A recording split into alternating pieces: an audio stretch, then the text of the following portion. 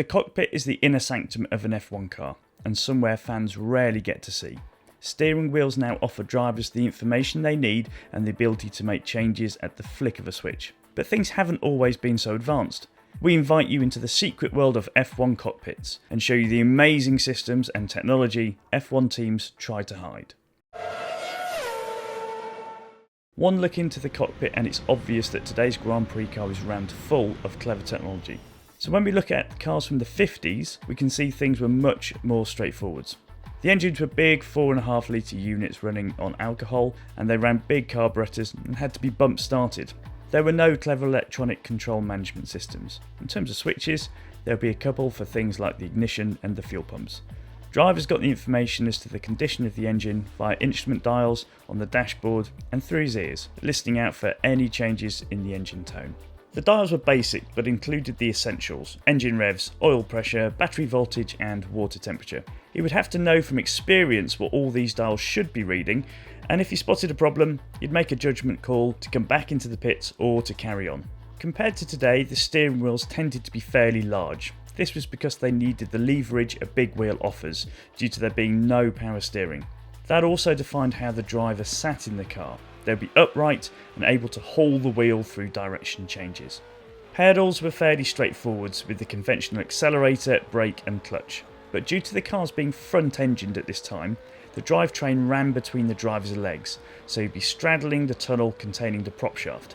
His feet would sit either side of the bell housing. This meant his left foot was on the clutch and totally separate from the brake and throttle. That was until 1957, when Cooper introduced the T43, the first mid-engined F1 car. Not having to sit on top of the prop shaft allowed the driver to be much lower in the car, and his feet were now closer together. Also, it must have been fairly comforting for him not to have a solid rotating metal shaft spinning at many thousand RPM right between his legs. Changing gear would be fairly familiar with H-pattern gearboxes, but that had to be done carefully, as those gearboxes were particularly fragile at this time.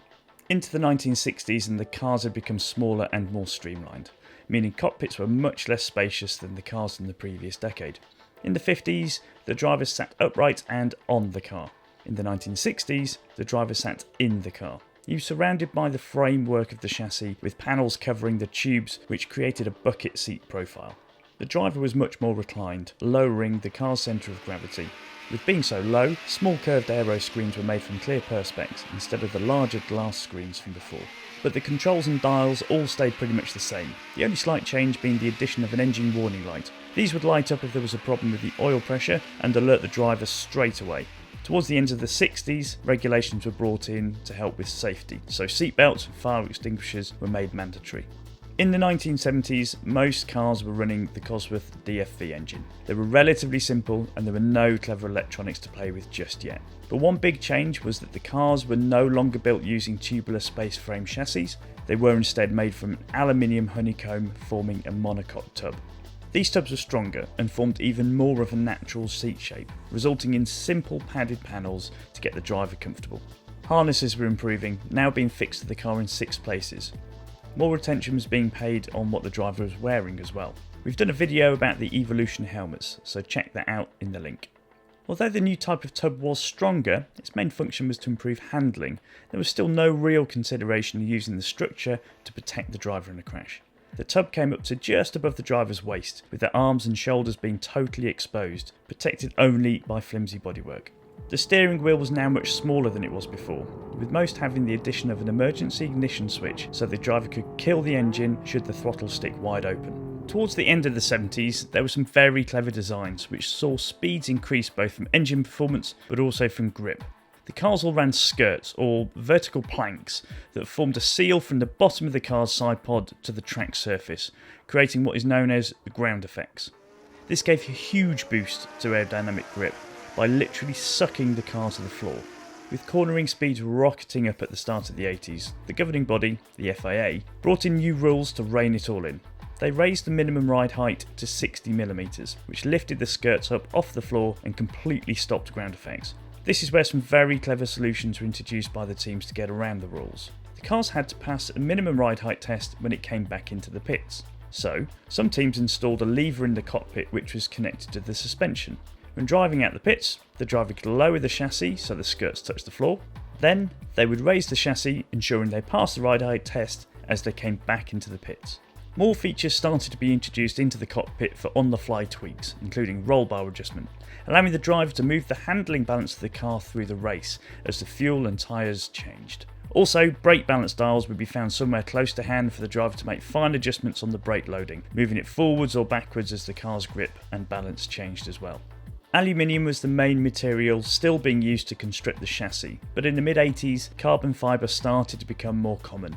This light and strong material meant the chassis could be made even smaller, reducing further the space for the driver and the controls. Still, with no bodywork on the car, you can just see how open the cockpits are. Turbos now featured in most cars, so a boost gauge along with a rev counter became the most prominent dials, but there was still the traditional analog style. In truth, a driver doesn't need to know exactly what the oil pressure or the battery voltage is during a race. Just as long as they are within the correct limits, that's fine. So, with space being a premium, those gauges started to be replaced with a series of warning lights. If a warning light comes on, you can make the call as to whether to carry on or pull straight over and retire. In the late 1980s, the ability for the driver to talk to the team via the race radio started becoming commonplace. So a button was installed within easy reach on the wheel, and gearboxes now featured up to 6 speeds, all changed with a short, stubby lever. Despite the highly advanced materials now being used elsewhere, some drivers still favoured a crafted wooden gear knob. At tracks like Monaco, a driver would be changing gear around 2,730 times over the course of a race. A fair amount of that race would be spent with one hand on the wheel. Drivers often tore their hands to shreds and would tape them up like a boxer inside their gloves. During the era of digital watches in the Sinclair spectrum, the 1980s saw pit garages start to fill up with banks of computers. Data logging had arrived. McLaren were at the forefront of this technology. Their MP42B ran a digital fuel readout that calculated how much fuel was left in the tank. Prost used this to great effect, pacing his drive in the 1985 San Marino Grand Prix as others ahead ran out of fuel. Prost crossed the line in first, with just enough fuel to make it back to the pits, although he was later excluded for being underweight. In 1989, a revolution took place, with the Ferrari 640 designed by John Barnard, which transformed the way we change gears in racing and road cars to this day.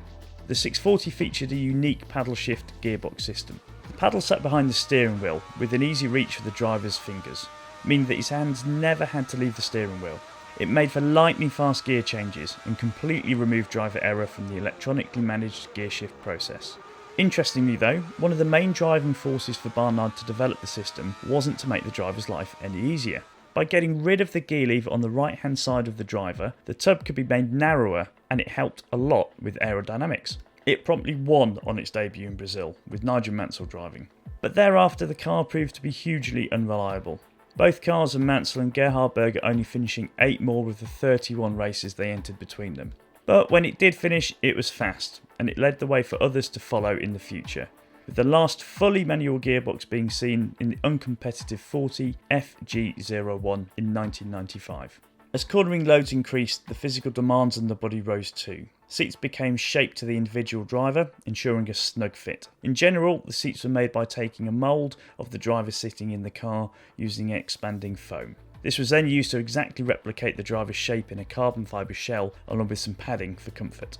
So aside from the outlier of the Ferrari 640, from the first race cars in the 50s up until the end of the 80s, pretty much the only change in the cockpit was how the driver was positioned and how much space they had around them. All of the controls were totally recognisable to the driver of any generation.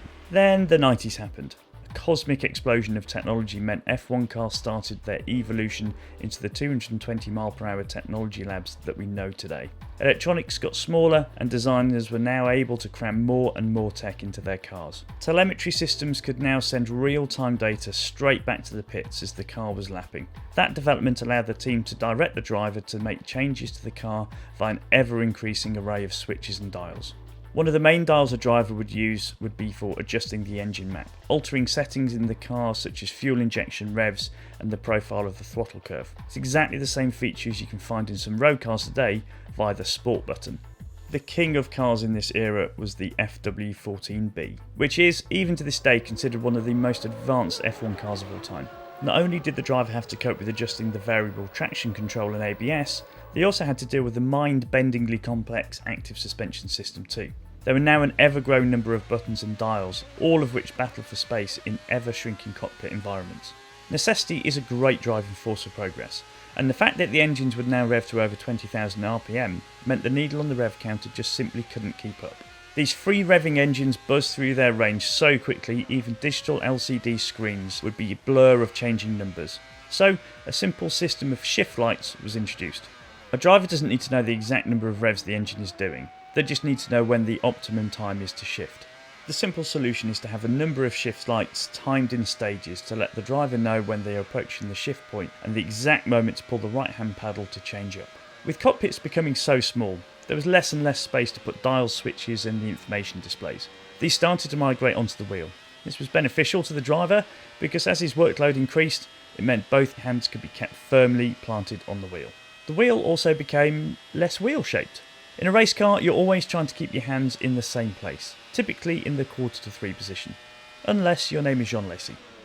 The steering lock of an F1 car is so small, you'd rarely ever have to take your hand off the wheel, so the need for a top and a bottom of the wheel became less important. Up to the mid-90s, the driver's head was still exposed, and if they were a tall driver like Damon Hill, you could still see their shoulders too. This changed in '95 when the sides of the cockpits were raised, starting the trend of building more car and more impact absorbing materials around the driver.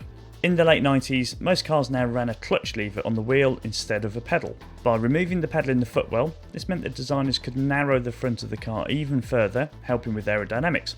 It also reduced weight by getting rid of a whole pedal mechanism. In 1997, however, a car appeared on the grid which reverted back to a 3-pedal layout. The third pedal, though, was not a clutch. It was a second brake. The McLaren MP4-12 featured an additional pedal, which only worked on the rear brakes, known as a fiddle brake. It was operated by the driver as they accelerated out of corners, helping to eliminate understeer and turn the car into high-speed bends, similar to how tanks work. It was banned the following year. Into the 2000s, and you would now find around 20 buttons and dials on the wheel. With throttle, clutch and gear changes controlled by electronics, these were all open to manipulation throughout the race distance. One of the key areas for adjustment would be to change the differential and how it delivered its torque, which had a big impact on the car's handling. 2010, and again McLaren came up with a very clever trick to give themselves more straight line speed. By diverting some airflow through a snorkel on top of the tub in front of the driver via some channeling and onto the rear wing, they were able to stall the rear wing, drastically reducing drag. Ingeniously, this was all achieved with no mechanical movement, which would have been illegal, but simply by the driver moving their left leg to cover a hole in the tub. Every team chased to catch up and made their own, but they couldn't put holes in the tubs as they'd already homologated them, so they had to make do with systems using air holes closer to the open cockpit. This resulted in drivers taking a hand off the wheel when going down a straight, and sometimes both if they had to make another adjustment at the same time. KERS, or Kinetic Engine Recovery System, was introduced in 2009, which added another layer of complexity to the car's and the driver's workload, with more settings to change and adapt to through the course of the race. Then in 2011, we saw DRS, or Drag Reduction System, be introduced to try and encourage overtaking. When activated, the rear wing moved into a flatter plane, so reducing drag. This of course could only be used when the car was in a straight line, and it was activated by the driver pushing a button on the wheel when they were within 1 second of the car in front. But it was 2014 when the workload really escalated for the driver. Huge regulation changes brought in much smaller 1.6 turbocharged combustion engines combined with a complex engine recovery system. Enormous amounts of parameters could be changed as the race progressed. Steering wheels now featured over 25 individual buttons, dials and scroll wheels, some of which have numerous positions or dual functions. Tactics are key to winning a race, so teams routinely use coded radio messages to tell the driver what setting to select, adding yet another layer of complexity to the process. It's very hard to put an actual price on one of these steering wheels. Any part of an F1 car is totally bespoke, but it's fair to say when you include all of the R&D, you could definitely buy a very nice sports car for the same money. The safety of drivers has become a key factor in the sport. Single-seaters have always been open cockpits. It's part of their DNA. It's undoubtedly part of the thrill of driving them, and it's also part of the thrill of watching them. To see a driver working at the controls and to see their helmet flash by reminds the fans that it truly is more than just the machine trying to go through a rouge without lifting off the throttle. However, this layout has always carried its risks, and in recent years a number of instances forced the sports governing body to search for a solution. There have been anti-intrusion panels made from Xylon added to the side of the tub. The most prominent change to the safety regulations, though, is a somewhat controversial halo.